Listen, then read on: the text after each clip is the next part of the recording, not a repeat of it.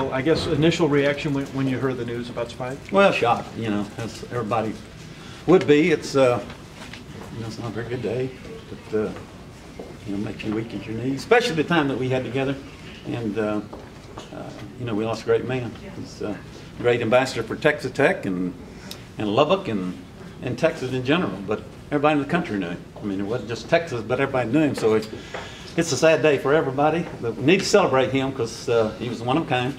And not everybody's going to find another one like him. So, it's hard, but at the same time, prayers out to his family, and we've got to move on. Seemed like every time you talked to Coach Dykes, he always said something that always seemed to at least make me smile. I think that kind of is synonymous with a lot of people who ran across him. What's maybe a favorite memory that you have from Coach Dykes? It's there are so many.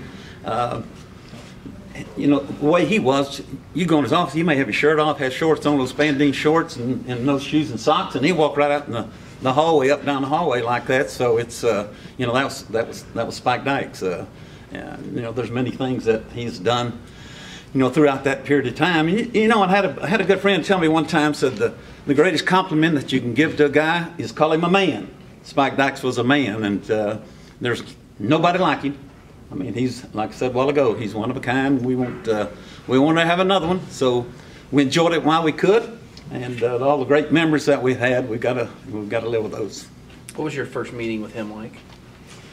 I moved to Lubbock in '88, and I came out here after coaching 15, 20 years, and then got in the TV appliance business, and a coach at K-State told me, said, when you get to Lubbock, you need to meet Spike Dykes. And sure enough, the first thing I did, I came out to practice in that spring, and I met him, told him who I was, and he didn't really care, but he was fine. And that's what they said. That's the way he was. He was certainly.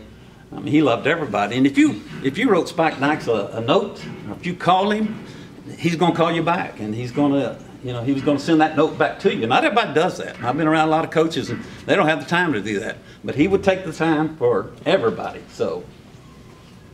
Hope that answers your question. Probably doesn't, but sounds good. When's the last time that you got a chance to see him, spend some time with him? It's been a while. He would call, and if he had some friends that had players, high school players, he would call and say, hey, would you have your guys look at this? So I was kind of a liaison in between he and our coaches and recruiting coordinators. So the last time I talked to him, it's probably been a month and a half ago.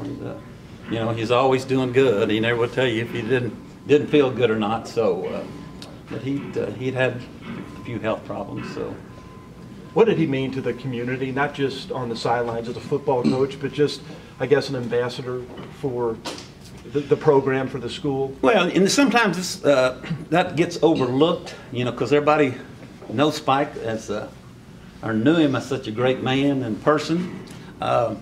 Sometimes they forget about what kind of football coach he was, and he was a great football coach, and he did a lot of great things for Texas Tech when they needed some help, and he did that. He brought some life and energy and a lot of good things back for Texas Tech, and you can't replace that. I don't know if you've been on social media too much today, or how much time you might even spend on there, but there's obviously been a lot of outpouring of support from Mac Brown, Coach Stoops. He obviously just meant a lot to the coaching community, whether it was a big part of Texas or just across the NCAA level. Could you just speak to that respect that he held with other coaches? He did, and not only the college coaches or university coaches. He was everybody loved him, but high school coaches, and sometimes you forget about that when you get to college. Think you get a little better than those people. You're not. I mean, Spike was one of the high school coaches in Texas for a long time, and he never forgot those roots that he came from, and those coaches hadn't forgotten him, and I'm sure they learned a lot from him. Sometimes they didn't take heed to that, but as I said before when I started this thing off, he was one of a kind. He did things that not many coaches will do. They won't take the time to do it today, and he never forgot where he came from.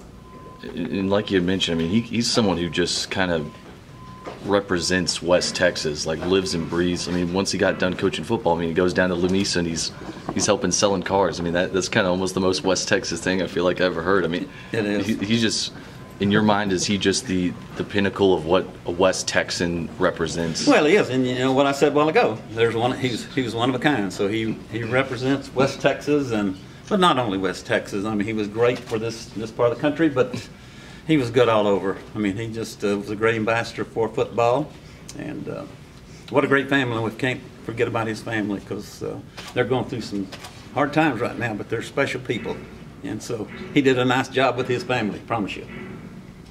Have you ever had anyone else make this type of impact on you? Someone that you didn't know, you meet, he hires you, and then...